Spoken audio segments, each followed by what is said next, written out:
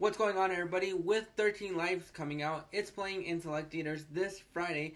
I'm not sure if I'm going to be able to check it out this weekend, or if I'm gonna have to wait until next Friday, not this Friday, but the following Friday when it's released on Amazon Prime.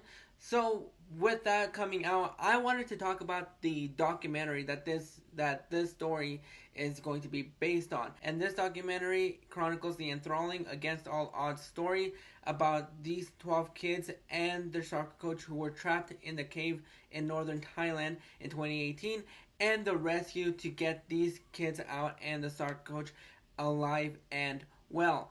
And I was really shocked and surprised by how emotional this documentary is, because I'm one that's really not that big on documentaries. I watch a couple of them every once in a while, but they're not the one thing that I search out for. So going into this documentary, I really didn't know what it was all about, and it takes a little while for the documentary to start to get rolling. But as soon as this documentary gets rolling, I was transfixed throughout the documentary. I was hooked, I was curious, and I wanted to see what this was all about. Because, like I said, I didn't know anything going into this documentary. I didn't know a goddamn thing about this.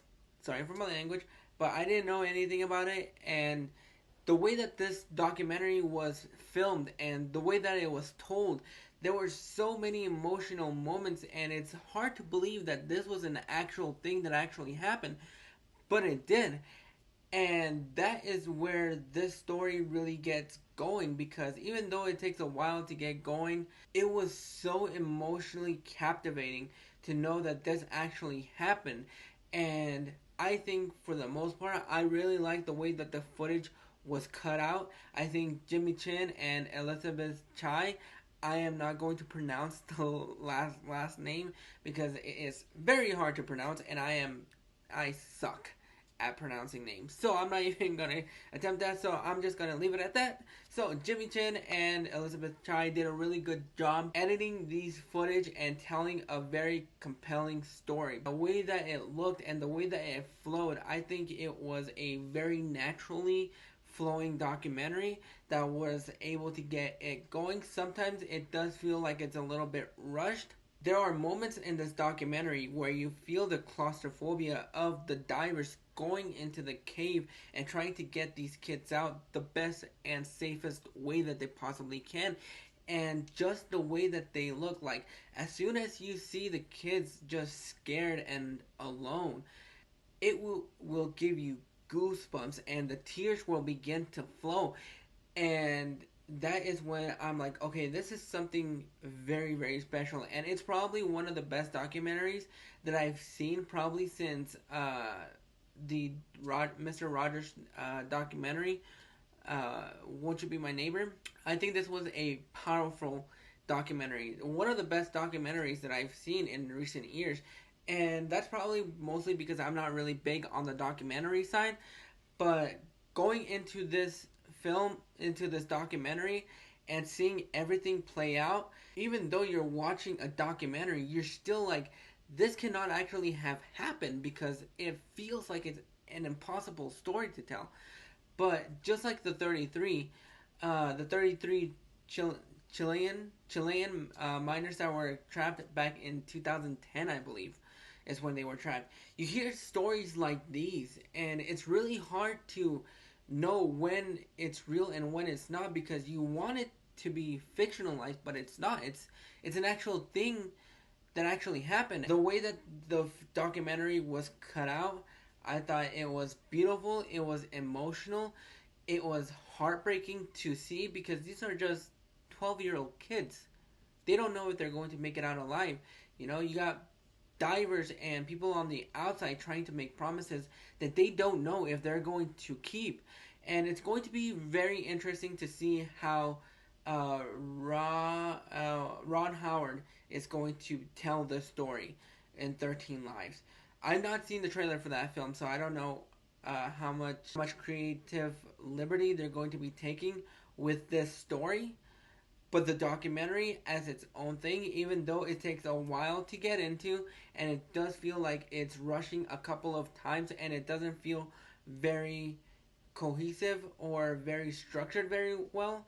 But I think the way that it was told, I thought was both chilling, heartbreaking, and at times very claustrophobic, because they're getting these kids out in these uh in these scuba suits, and they're trying to get them out the best way that they possibly can. And things that just happened throughout the documentary, it was just, it's a hard to watch documentary, and there are just so many moments that you just feel tense and scared for everybody involved, for the kids that are being trapped, for the people that are trying to get them out. That is when I think the documentary works at its best. Very easy to get lost into this situation, because like I said, you want this situation to feel like it's an actual movie, but it's not. And I think it was a very powerful documentary. If you don't know anything about the documentary, check this documentary out before you see the film, because I think it is one of the most interesting and claustrophobic documentaries that I've seen in my entire life, that I've, watched documentaries.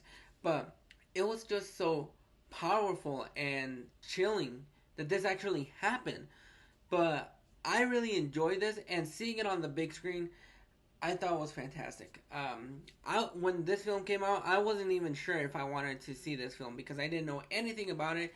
I'm not that big on documentaries, but it is a powerful documentary, and I think they did the best that they possibly could. Overall, I'm going to go ahead and give The Rescue a 9 out of 10. I think it was a powerful documentary. I really enjoyed it. I think it is very hard to watch, mostly because of the situation that these kids are in.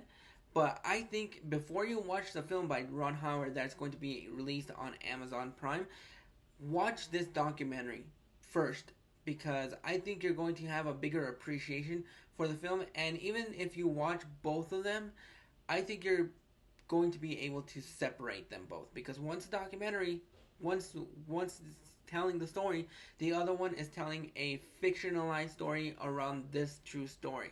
So a lot of things are going to be Hollywoodized in that film, but I'm really curious to see what Ron Howard is going to do with the film. But overall, have you guys checked out this documentary? Are you interested in the film by Ron Howard? Go ahead and leave me your thoughts in the comments below. And if you like this review, go ahead and click that like and subscribe button so you don't miss out on more reviews. Click that bell notification so you get notified every single time a video goes up. I will see you guys next time on Josie's Reviews.